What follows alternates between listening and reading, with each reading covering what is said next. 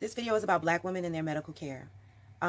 Studies have proven that every year 700 mothers die from childbirth. 350 of those deaths are preventable.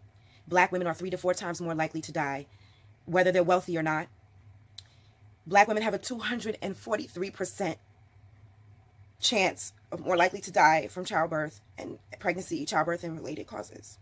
Now, I don't have any children, but I have had my own experience with this.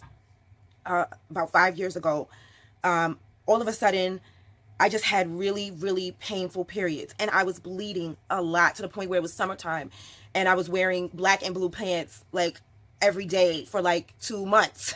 It was so bad I was afraid to wear any other color. And I've always had really painful periods, but this pain was unlike anything I've ever experienced.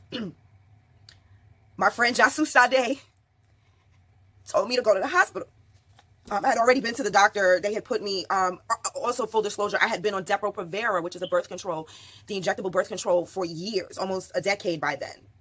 And my friend, so I'd been to the doctor. They had switched my birth control. They put me on a pill. I don't remember which one. And, things were supposed to be getting better. And it wasn't. And so my friend Jasu Sade, she forced me pretty much to go to the hospital. She's like, this is, she understood that this isn't normal because I was still working. Y'all don't be, I'm a hustler. I was still working. And I went to the emergency room. And when I got there, the intern was not Black. I don't know what she is, but she wasn't Black. Okay. And she wasn't Black adjacent either. Okay. And the intern comes in there, the doctor, and she's like, and I'm telling her what's going on. And so they decide they're going to give me some shot of pain medication. And so they give me the shot. And I'm like, that did nothing, And she's like, well, there's nothing else that we could do. You need to go home. There was a Black nurse, the one who administered the shot, an older Black lady, somebody that looks like your auntie, And I grabbed her by the arm. And I said to her, Miss, I was like, I know I look young. I was like, but look at my chart. I was like, I've had my period a long time. I know that something is wrong with me. I was like, please don't let them send me home. Something's wrong with me. I've never been in this kind of pain before. And because of that nurse, I was admitted. Come to find out, they did, sonograms. They thought I had fibroids, but what had happened was I had huge blood clots in my uterus that had to be surgically removed. And my uterus was in labor. I was having contractions, trying to push out something that my cervix was, because I'm not pregnant. So my cervix wouldn't open and it wouldn't push it out. So the pain that I was feeling, I was in labor, working. This woman was going to send me home. I know for a fact that they don't listen to us when we're in pain. I don't know if the intern thought I was a junkie and that I just wanted more pain medicine or what. But that nurse saved my life. Sorry. Okay, so I've also had issues with my mom being in the hospital and people not listening to her. Let me tell you guys, I've worked in hospitals before. I told you guys I've lived a lot of lives. I've worked in hospitals before. Let me tell you some of the buzzwords to use, okay? You start calling the head nurse. You want to speak to the head nurse, the head doctor. Call your insurance company. If you have insurance, you call your insurance company.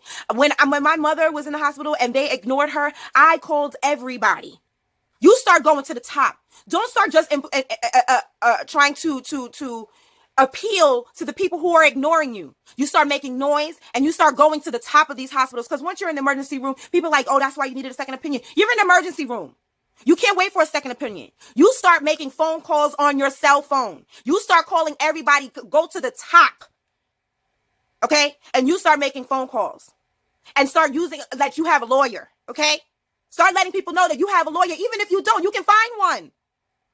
And you start making noise because they will not listen to you. On the video I'm about to show you, that man was Judge Lynn Toller from Divorce Code. That's her son. That was her daughter-in-law. So whether you got money or you know people, it doesn't matter. You start calling the head people at the hospital. And that's how I was able to save my mom. And that's the only thing that I can just don't sit there. Start making noise, calling people, telling people. Okay, now watch the rest of the video. My wife, Kira Dixon Johnson, was the closest thing that I'd ever met to a superhero. She made me far better than I ever thought I could be, and she was far better than I ever deserved. We're talking about a woman that ran marathons, that raced cars, that spoke 5 languages fluently. So we were blessed to welcome our first son, Charles, on September 18th of 2014. We always wanted back-to-back boys, and we were blessed to find out that we were going to welcome our second son, Langston, in April of 2016. We walked into Cedars-Sinai Medical Center on April 12th of 2016 with a woman that just wasn't in good health, she was in exceptional health. We went in for what was supposed to be a routine scheduled C-section on what was supposed to be the happiest day of our lives, and we walked right into what was a nightmare. Shortly after the procedure took place around 2 o'clock, shortly afterwards, we went back to recovery. As I'm sitting there reflecting in all this glow and pride of being a new father for the second time, here is resting, my new baby is resting, and as I look at her bedside, I begin to see the catheter begin to turn red with blood. I brought it to the attention of the staff, the nurses at Cedars-Sinai. They came in, they said, we're gonna do a couple of things. We're gonna order a set of tests, and we're gonna order a CT scan to be performed stat.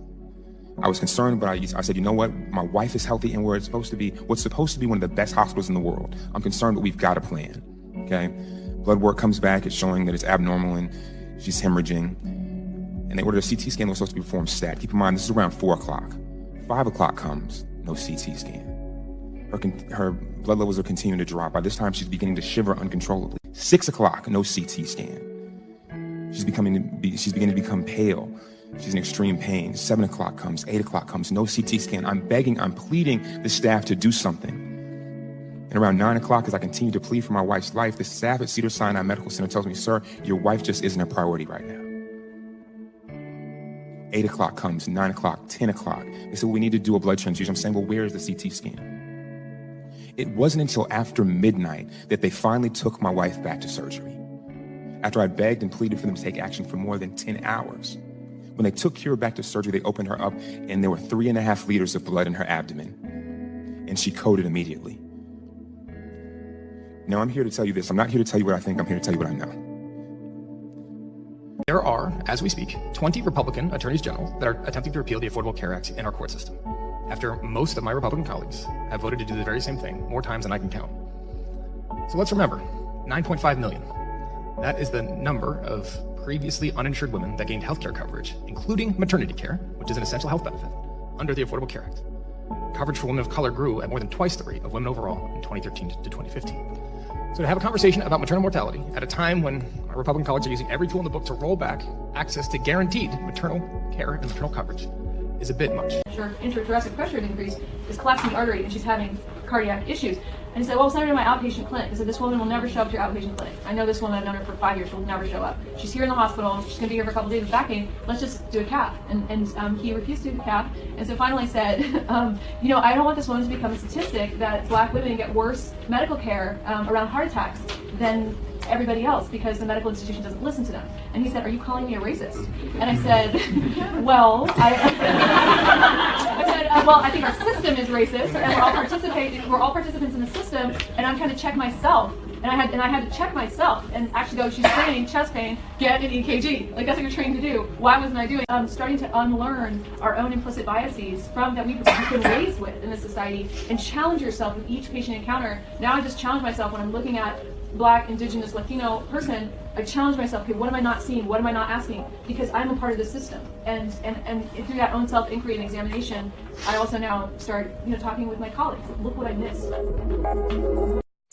If you're a woman of color in this country, especially if you're Black, your odds of dying in childbirth are 3 to 4 times higher on average in our country. Why? Because you're not talking about access to healthcare. You're not talking about money or education. No, and this is going to be hard to hear. We believe Black women less when they express concerns about the symptoms they're having, particularly around pain. And that's the common thread in all the stories we've been hearing in the media, including Serena Williams. Yes, even Serena Williams, the world-class athlete who developed a pulmonary embolism after giving birth to her daughter last September. We had a lot of complications, but look what we got. She says that had she not insisted on receiving a CAT scan, she could have died. We're leaving the hospital after 7 days. It's been a long